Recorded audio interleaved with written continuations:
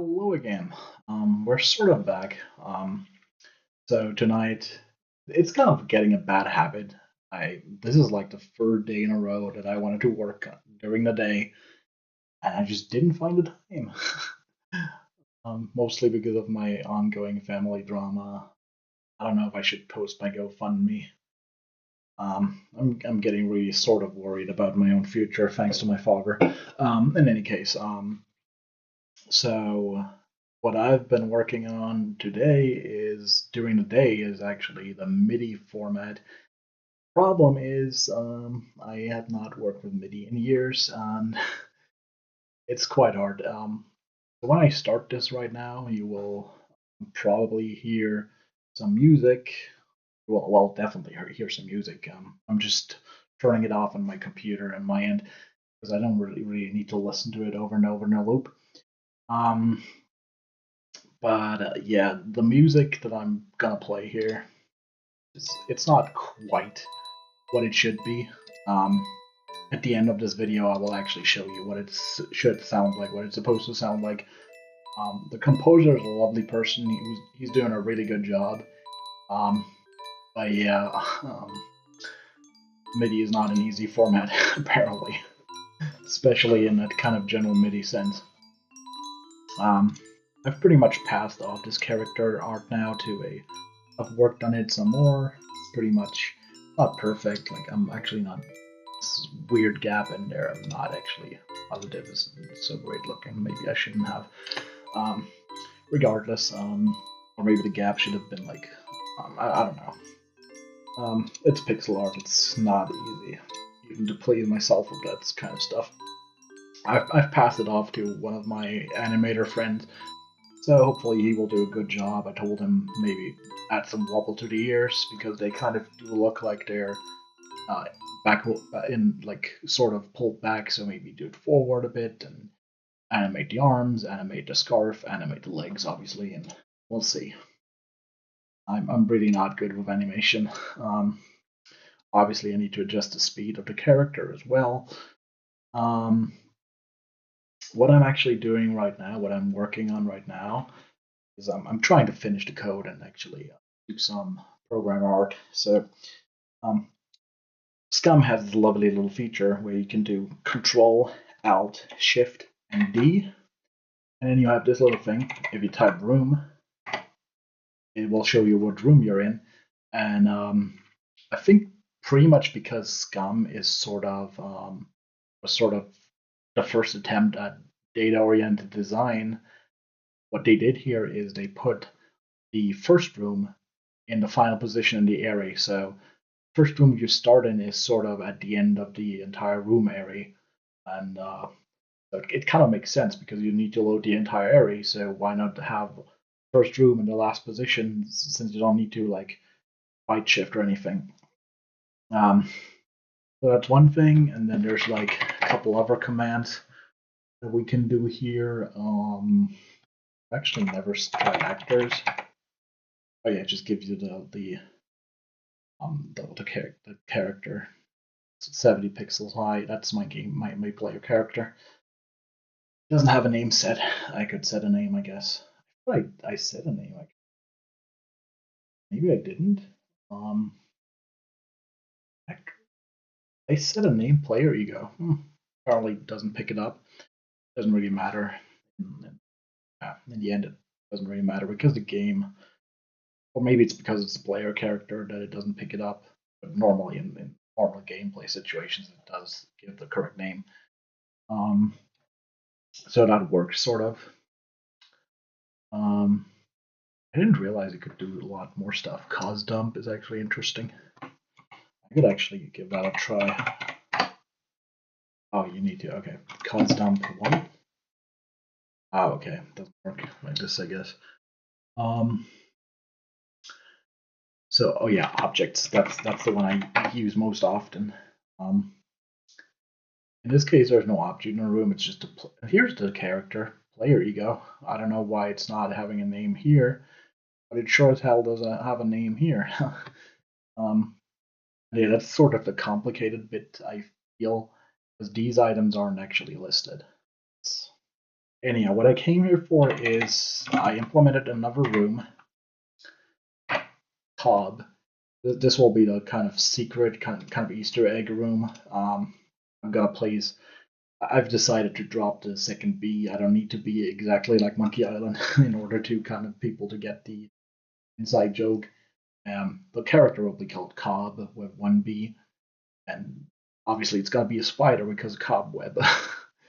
um, so yeah, that is one room.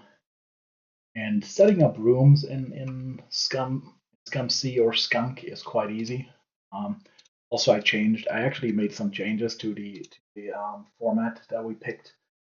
So now it will actually say, obviously, Cobb with 1B, but I also decided that I'll have the dialogue number, and then I'll have the option from A to through B, C, whatever, how many options there are. And then I can do this here, and then I can just number this one after the other. I feel this gives me a bit more flexibility. So that's kind of nice. And yeah, here's the MIDI block. That sort of doesn't really work. I don't know if it's still playing actually. Is it on loop? Oh no, it's not playing. We changed the room, so it wouldn't have played. It's linked to that first room. Yeah, we have a make file, and in the make file, we just have all the rooms in here. So I renamed office room to classroom. Office room was just a relic from the original Open Quest example, because I kind of started there. When I first worked on this, on my examples and everything for Skunk, I just took apart the entire Open Quest example, and I just removed all the characters, and that was just my basis really. There were only two examples, Open Quest or Road, and Road has some interesting parts, but it's also a bit incomplete. The developer actually didn't even include the sound effects. I mean, they both have issues. The Open Quest has actually calls that don't work because, as I explained, I think in the first video, if you switch the state of an inventory item, it will not actually change the rendering of it to the new state.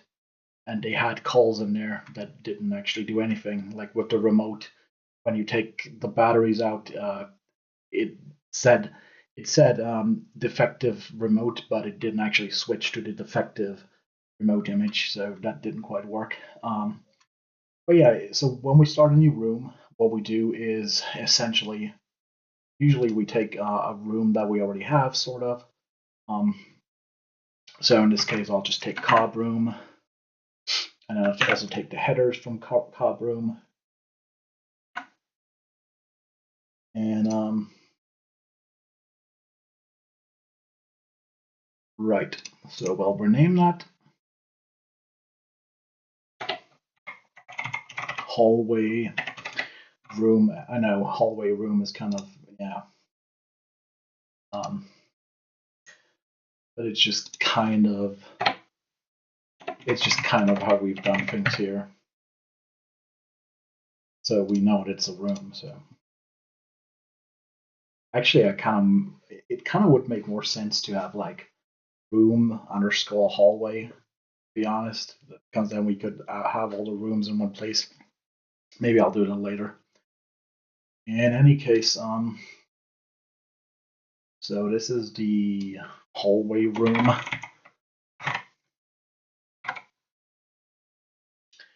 And the object. We don't have really an object here. We could create an object.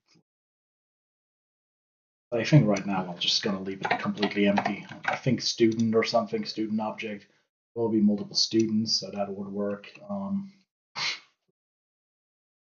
Rest. Obviously, this has to change to hallway room to the correct header.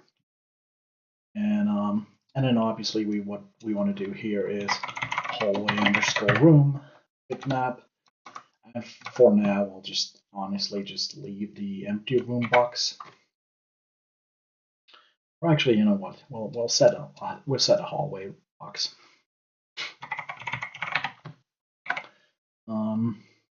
Cool.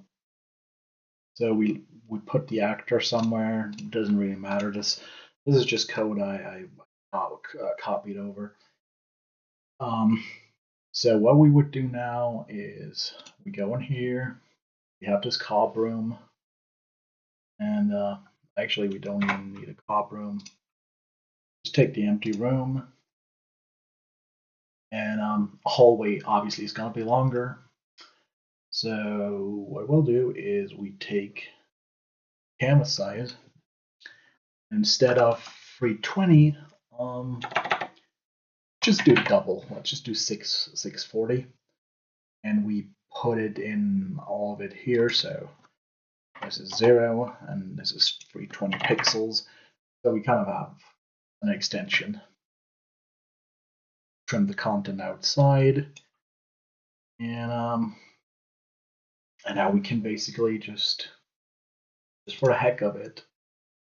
I promise, obviously, I'm gonna do room graphics as well. I'm just right now I'm not really inspired for some reason. We'll just take blue, I guess. Yeah, and then we'll just do a hallway. We'll do a font size of 48, should be okay. Yeah. Okay, cool. Right. And then we'll do just because I want to show off that it's really scrolling. What was it? Oh, it's our text. I'll do name it far end and do green. Doesn't really matter, to be honest. Yeah. Right. Oh, that was stupid. Obviously needed a unique name here. We call that hallway room. And now I kind of have to go back here. Yeah, room. Go. That was stupid. Okay, that was really stupid. Now,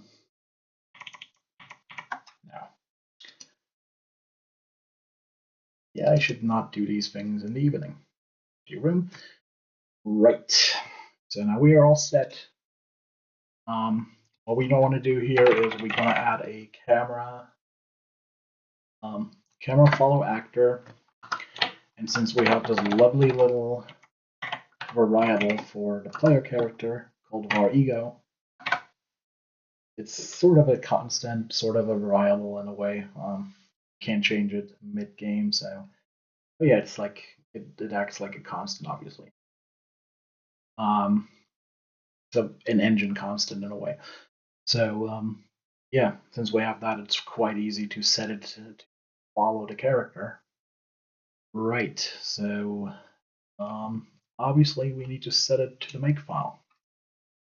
Top room. And we set hallway room SCC. Okay, boom. Right. Now we should be able to just compile it here. Clean. Make it tentacle, as always. Oh, there's the bug. Okay, that is strange, actually. Vera GUI char. Oh. It's an issue in common SCC, though. I've been experimenting today with the GUI characters, so I don't know if I have like a bug in here now, or if this is related to the actual. There's also false positives, sort of. So let's see. We have hallway room here.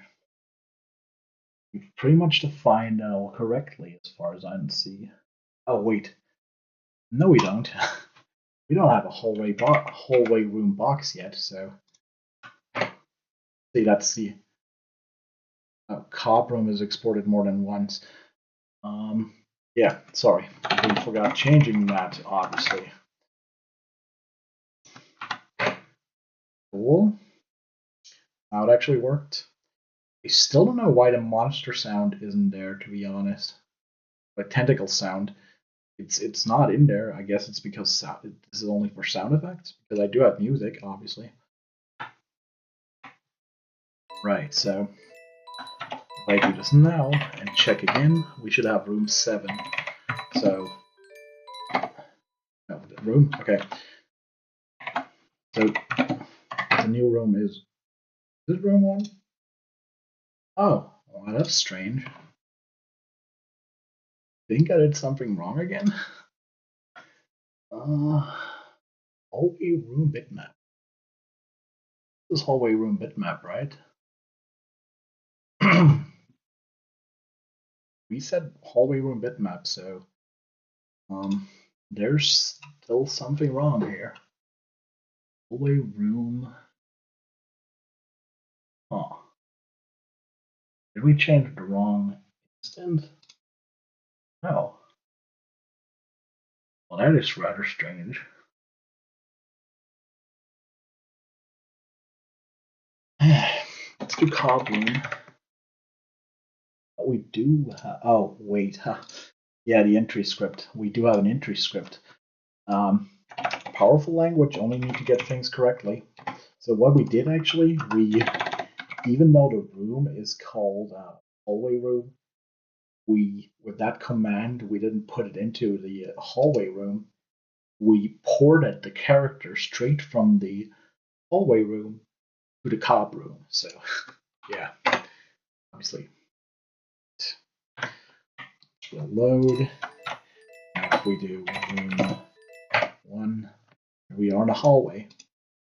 And since we don't have a box set here, it doesn't work. So what we'll have to do is we gotta go into build, okay, box edit. Then we provide the image and we give it the image with hallway. I think of rooms, hallway. Right. Here we are. Let's zoom in a bit. Okay. And as per usual, we'll just take this little icon here and then just drag it all straight to end. Obviously, for the full game, we have to have a proper box model. Because right now, the box model is even including the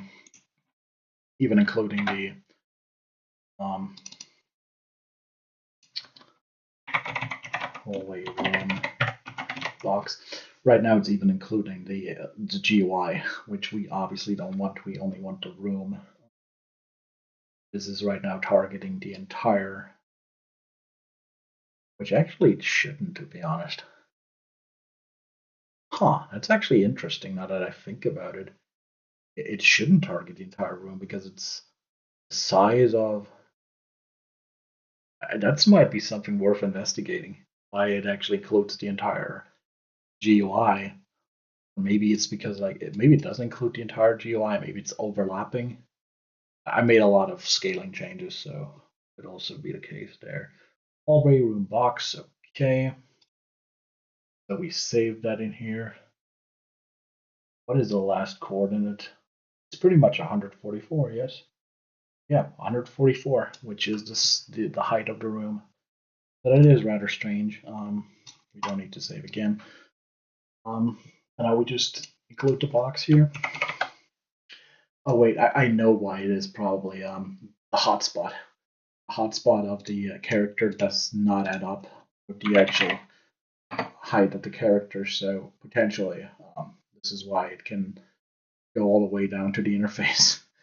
Because as far as the runtime is concerned, hotspot might be in the middle of the character, so the bottom part of the character is not even really part of the sprite as far as collision detection is concerned, and that's why the character can step underneath the GUI. But that's really just a small thing. Figure out later on. Can I go again? Right, no issue. Now we can now we can move in here, and as you can see, because I've set camera follow actor, we got a fully functional scrolling. So it's so easy. It is so incredibly beautifully easy with Scum or Skunk. I need to stop calling it Scum for probably legal reasons. But yeah, it's so incredibly easy to just go from one room to the next.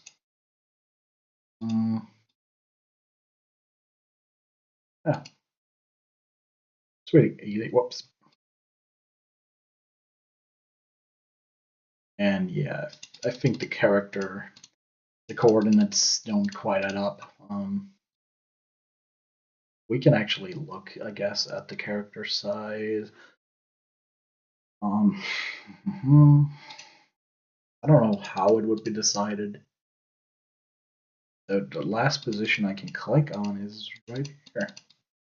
Huh.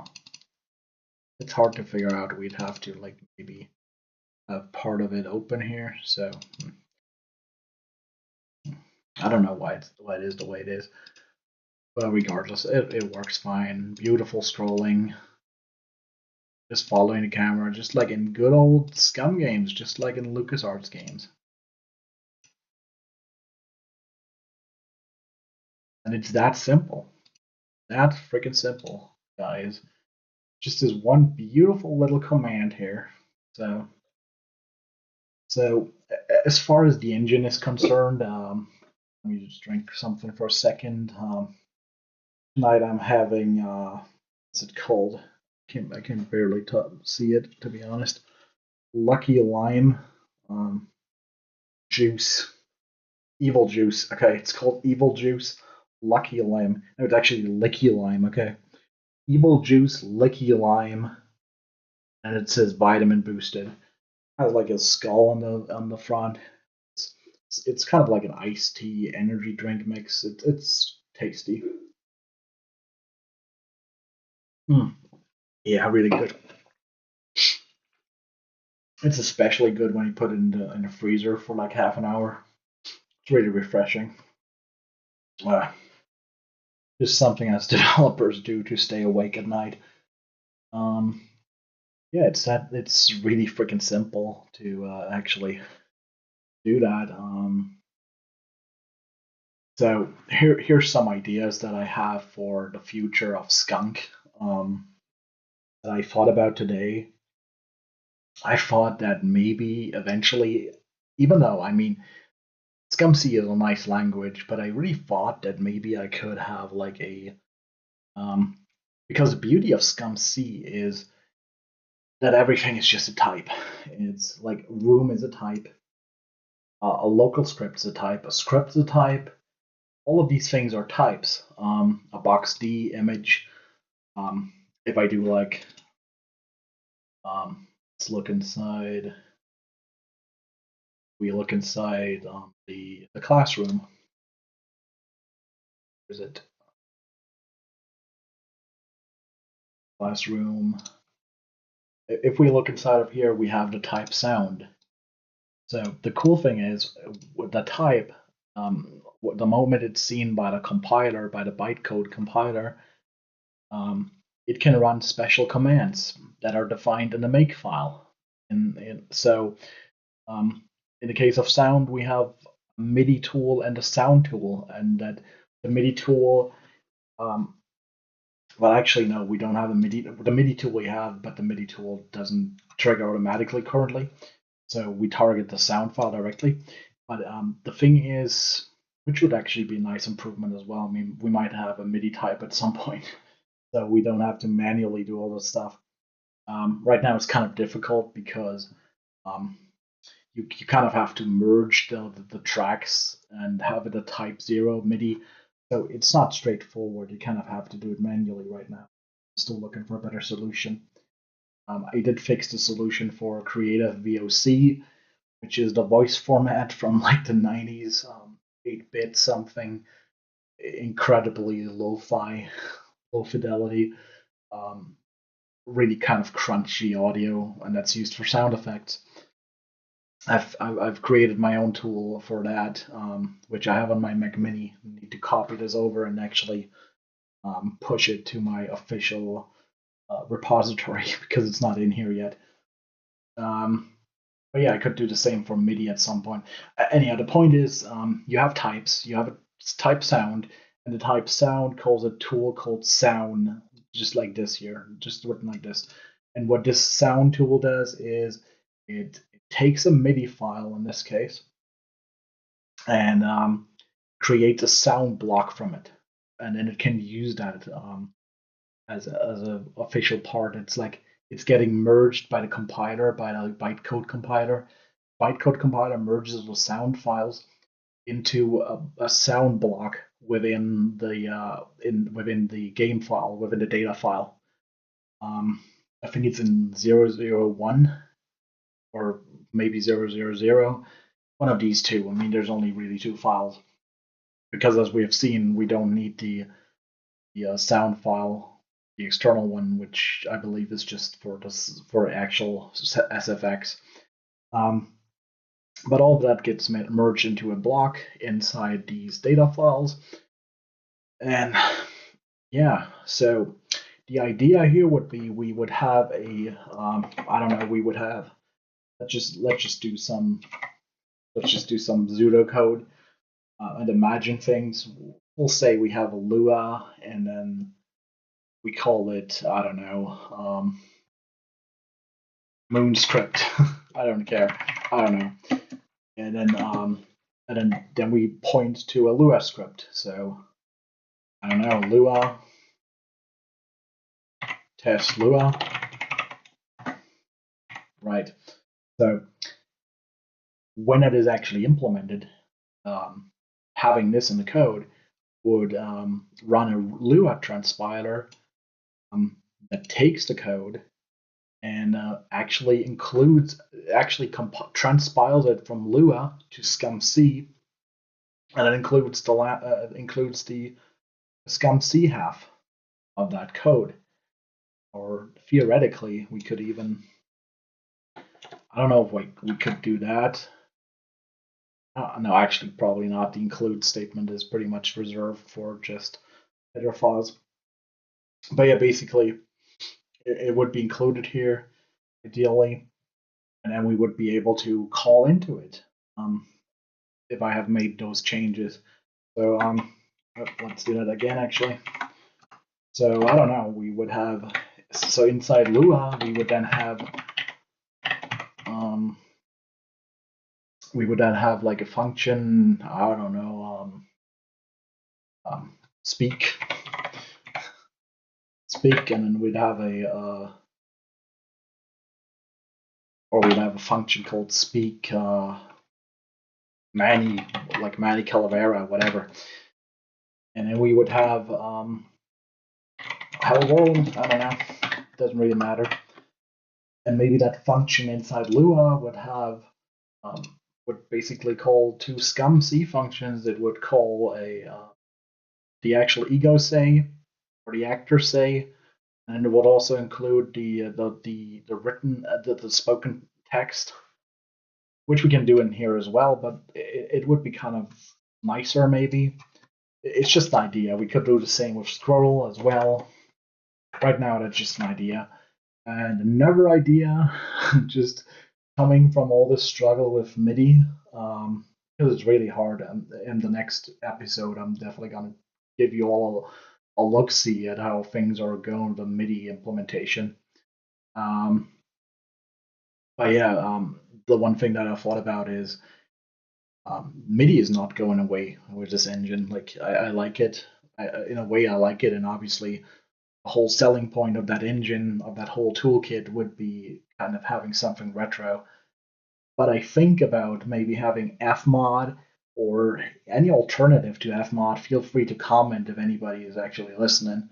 So maybe there's a good way to implement an alternative sound system that is more modern, that also has the same features that you kind of get with MIDI and iMuse. So that would be kind of cool. And now, just because I'm taking a break, maybe I'll come back later tonight It's almost midnight, but I'm just letting you listen to a little music that somebody made for me, which sounds very different. Played he recorded this from his computer. This is the MIDI that he plays back on his computer with his instruments, and right now I'm missing those instruments.